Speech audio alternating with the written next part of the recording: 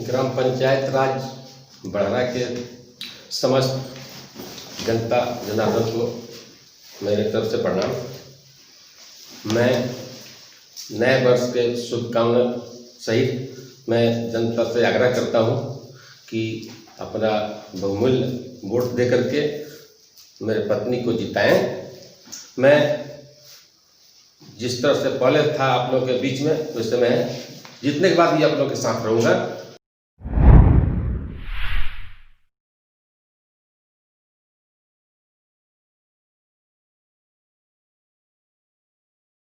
नमस्कार, स्वागत है डेली लाइव न्यूज में। आज हम लोग पहुंचे ग्राम पंचायत राज बड़हरा के भावी मुखिया प्रत्याशी श्रीमती प्रतिभा देवी जी के पैतृक आवास पे। जी हाँ, जानकारी के लिए आपको बता दूं कि जो बगल में बैठे हुए हैं वो किसी परिचय के मुहताज नहीं है, बल्कि ये एक बहुत बड़े समाज सेवी है और ये प्रतिभा देवी जी के पति हुए। इनका नाम सुरेंद्र कुमार अग्रवाल होता है और आज हम जानेंगे इनका चुनावी मुद्दा। सबसे बड़ी बात यह है कि चेहरा नया है, लेकिन वर्तमान मुखिया से फाइट में ये सबसे आगे। इसका राज क्या है, क्यों ये चुनावी मैदान में उतरी, क्या वर्तमान मुखिया का कार्यकाल सही नहीं था और सही था तो चुनाव लड़ने का इनका मकसद क्या है। आइए हम इनसे मिलते हैं और जानते हैं। सबसे पहले चैनल से जुड़ने के लिए बहुत बहुत धन्यवाद मैडम आपका। जी जी मैडम, चैनल की तरफ से बहुत बहुत बधाई आपको नए साल की। मैडम आपका नाम क्या है? प्रतिभा देवी जी। मैडम आप चुनाव क्यों लड़ रही हैं? जनता के लिए, जनता जो मतलब ये की है तो उसी के लिए मैं हम लड़ रही हूँ। बिल्कुल बिल्कुल बिल्कुल, जनता ने हमको चुने हैं। बिल्कुल बिल्कुल जी। जैसा कि मैं आपको बता दूं कि पहले स्टेटमेंट में इन्होंने कहा, मैंने पूछा कि चुनाव क्यों लड़ रही है, तो इनका जवाब आया जनता के लिए, क्योंकि ये प्रजातंत्र का पूरा पालन कर रही है। प्रजातंत्र में भी कहा जाता है जनता के द्वारा, जनता के लिए और जनता के हित में जो शासन चलाया जाता है उसको हम प्रजातंत्र कहते हैं। और प्रजातंत्र का एक मिसाल कायम करने के लिए चुनावी मैदान में उतरी हुई है। तो आइए जानते हैं इनसे और भी बातें और चुनावी एजेंडा। मैडम आपका चुनाव लड़ने का तो कारण पता हो गया, क्या आपके यहाँ विकास हुआ है? जी अभी तक तो कुछ दिखाई नहीं दे रहा है। जैसे स्कूल वगैरह हुआ या चिकित्सक हुआ या एम्बुलेंस हुआ, जो ये सब मतलब आवश्यकता ऐसा चीज कोई दिखाई दे नहीं रहा है अभी तक। मतलब हमको यही मकसद है कि हम ये सब का मतलब आगे बढ़ाए, यही सब काम का। मैडम थोड़ा आप अपने चुनावी एजेंडे को खुलकर बताइए, जनता भी आपको देख रही है। आपका चुनावी एजेंडा क्या क्या है, जीतने के बाद आपका क्या क्या एजेंडा है, क्या क्या आपका मुद्दा है? हमको यही मुद्दा है कि जैसे पहले नंबर लड़का लड़की को मतलब बच्चा लोग का भविष्य के लिए मतलब ये चुनना है कि हाँ उसको लिए स्कूल खुला जाए, उसके लिए अच्छा मतलब स्कूल ऐसे मतलब बहुत सारे सहयोग हो बच्चा लोग को, जी हाँ वो आगे भविष्य के लिए अपना कुछ करे बढ़े ना। ऐसे चिकित्सक हुआ और क्या एम्बुलेंस हुआ, ये हुआ, ऐसे मतलब अपना तक मतलब तो कुछ सुविधा हम लोग दे।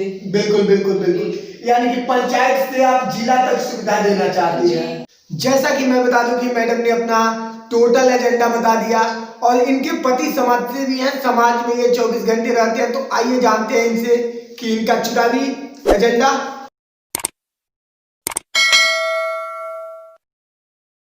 तो मैं जैसे मेरे रिपोर्टर साहब अभी बताए हुए हैं कि बगल में हमारे बैठी हुई हैं जो मुखिया प्रत्याशी है प्रतिभा देवी जी, और इनके पति जो मुखिया प्रतिनिधि के स्वरूप बैठे हुए हैं सुरेश कुमार अग्रवाल जी।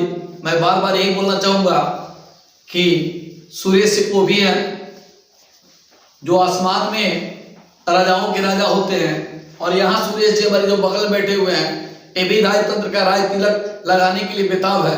आइए इनसे रूबरू होते हैं और जानते हैं कि इनका आखिर चुनावी मुद्दा क्या है। जो इतने लोग प्रत्याशी जो क्षेत्र में बिखरे पड़े हैं उनमें इन्होंने अपना बिगुल बजा लिया है। तो सबसे पहले आपको हमारे चैनल से जुड़ने के लिए मुख्य धन्यवाद।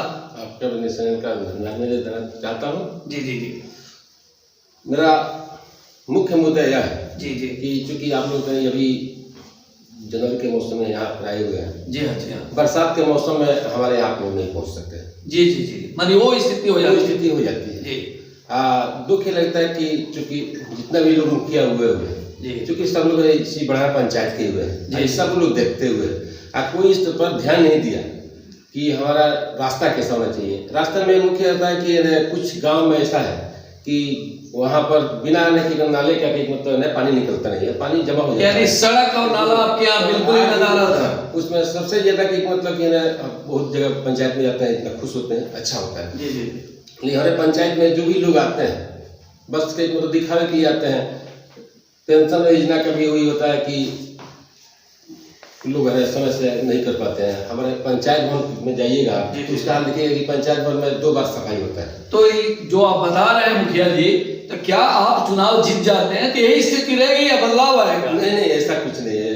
अब कुछ तो बताएंगे नहीं, हम इस जो आश्वासन उन्होंने जनता को देते हैं जी कि आपका वोट दिया हुआ जी जी 5 साल के लिए आप कभी अपने यो नहीं कह पाएंगे कि मैं किसी गलत आदमी को वोट दिया, क्योंकि मैं धरातल पर उतरूंगा।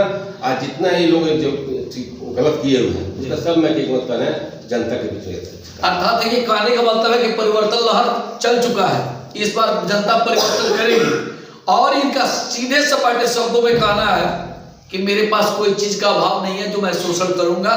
जो चीज भी फंड आता है, जैसा भी फंड आता है, मैं धरातल पे उतारने का एकदम सफल प्रयास करूंगा और जनता जनार्दन के बीच में जाके उस बात को शेयर करूंगा कि देखिए जो आपका फंड आया था मैं आप तक पहुंचा दिया हूं।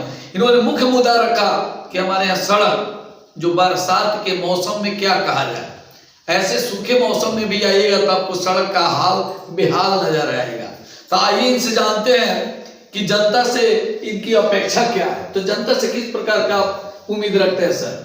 देखिए, जो हम काम अच्छा कर रहे हैं तो जनता से भी हम अच्छा अपेक्षा रखते हैं। और जनता हमको बहुत बढ़िया, मतलब इतना हम जाते हैं फील्ड में तो हमको इतना संतुष्टि मिलता है कि अब क्या बात आपसे होता है, बहुत खुश होते हैं। चूँकि पहले से ऐसा नहीं कि मैं चुनाव में अपना जब समय आया हुआ है तब मैं जनता के बीच में जाता हूँ। क्या लगता है कि इस बार का चुनाव आप जीत जाएंगे? एकदम बढ़िया, एकदम बढ़िया, कहीं से कोई दिक्कत नहीं है। जी जी।